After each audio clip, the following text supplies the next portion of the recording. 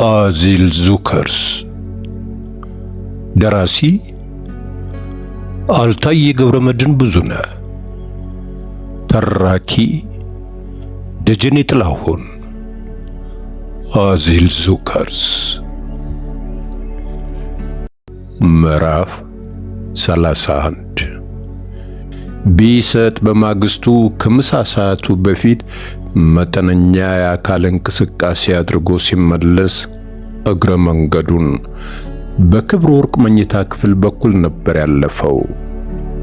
በሯን ከማንኳኳቱ በፊት ከውስጥ የቴሌቪዥኗን ድምፅ ሲሰማ ፀሐይ ለሱ ብቻ የወጣችለት ያህል ነፍሱ ተደሰተች።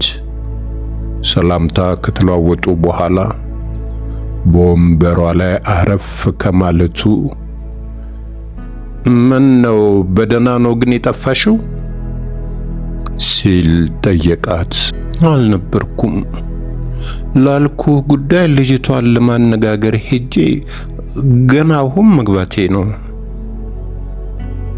2 ቀን አድረሽ? ቦግ ብሎ የነበረው ፈገግታው ከመቅጽበት መደብዘዙ ለገዛ ራሱ አልታወቀውም። ያልታሰበ ነገር አጋጥሞኝ አደርኩ። ፊቷ በጸዳል ሞልቶ ተፍለቀለቀች። መቅናት መጀመሩና ቅናቱን በጥያቄ ውስጥ ደብቆ መግለጹ ልትነግረው ካሰበችው ነገር ጋር ድርብ ደስታ ሰጥቷታል። ምን አጋጠመሽ? እንዲህ ያለመለማት የራሱ ስሜት መሆኑ ሳይገባው አሁንም ልቡ ሌላ ነገር እንደጠረጠረ ጠየቃት። ምላሿን ለመስማት ጓጉቶ መቼስ ወንድሜ ከሞት ተነሳ አትይኝም በልቡ ቀለደ። ከዚያ ውጪ ሌላ ምንም ነገር እንዲህ ሊያስፈነድቃት የሚችል ነገር ሊኖር እንደማይችል ገምቶ ቤተሰብ አገኘው። ግማሽ ጥርጣሬ ልቡን እያወቀው ጥያቄውን ቀጠለ። ምን አይነት ቤተሰብ? ታላቅ እህቴን። አላመናትም። ምን ታደርጋለች? የምትቀልድ ነበር የመሰለው። አሳይለም ጠይቃ እዚያው መደቧት።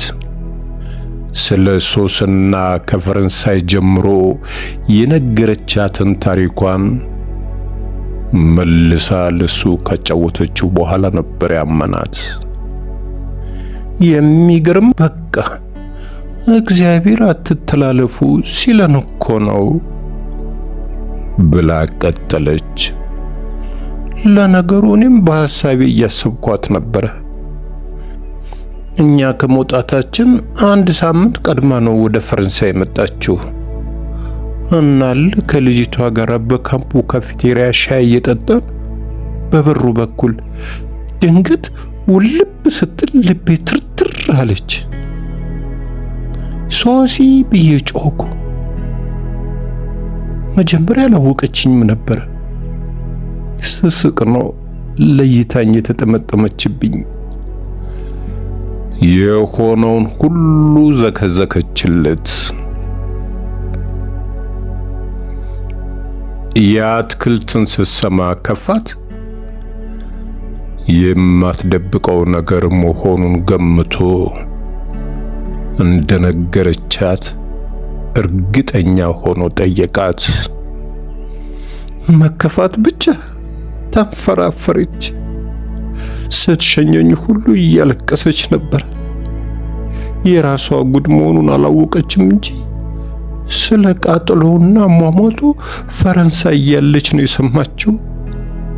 ለዚያ ነው ውሎ ገባ ያልቻልኩት። 2 ሌሊት ስናወራ ነጋ። ዛሬም ልትለቀኝ አልፈለገችም ነበር። በየቀኑ ለፖሊስ ስታምፕ ማድረግ አለብኝ ብዬ ዋሽቻት ነው የፈቀደችልኝ። የሄድሽበትስ ጉዳይ ተሳካልሽ ታዲያ? እሱን ጨርሰናል። ከበራሪ አንድ ቀን ቀደም ብዬ ፍራንክፈርት የጋበዟት ሰዎች ቤት ሄጄ አድርና እነሱ ይሸኙኛል። ሁሉም ነገር ያለው እዚያ እነሱ ዘንድ ነው። ሰዎቹም በስልክ አገናኝተን አውርቻቸዋለሁ። ጥሩ ወሬ ነው ይዘሽ የመጣሽው።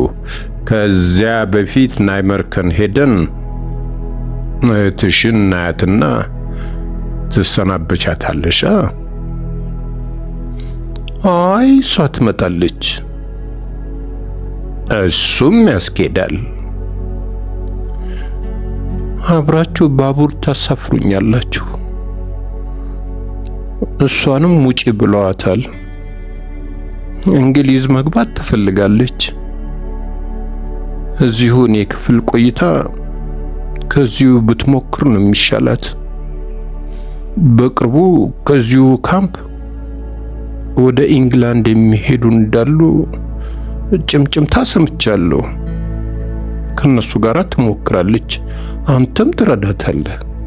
ምንም ችግር የለውም። በሩን ቆልፋ መቀመጥ ትችላለች። እነ ቬሮኒካ አንቺ ያለሽ ነው የሚመስላቸው። መልካችሁ አንድ ነው፣ አትመሳሰሉም።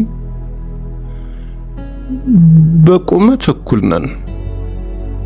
እሷ ቀይ ነች። የቀይ ዳማ ነው የሚባለው። አንቺ አሁን ለራስሽ ነው ማሰብና መጨነቅ ያለብሽ።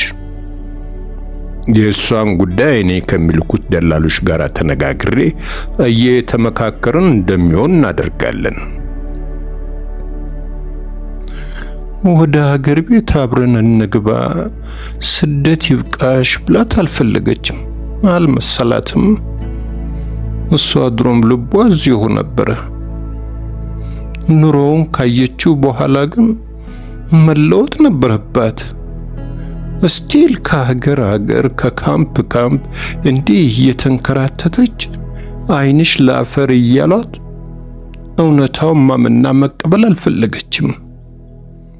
እንግሊዝ ትግባና ደግሞ ትየው